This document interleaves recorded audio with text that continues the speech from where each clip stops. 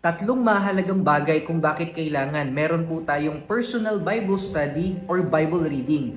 Yung ikatlo po, yung pinakamahalaga. Una, hindi po kasi lahat ng bagay ay naipapangaral at naituturo ng ating pastor sa pulpito. Marami pong mga kwento sa Bible, magagandang mga talata, pangungusap ng Panginoon, na tsaka lang po natin malalaman kung mismong tayo ang magbabasa ng Bible. Ikalawa, tutulungan po tayo nito para araw-araw meron tayong connection sa Diyos.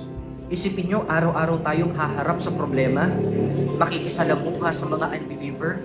Di ba dapat araw-araw din na may gabay tayo ng salita ng Diyos?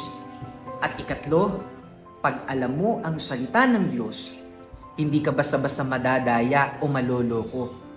Lalo sa panahon natin, nalaganap ang pangangaral ng salita ng Diyos. Pag ikaw mismo, alam mo ang Biblia, hindi ka basta-basta madadaya.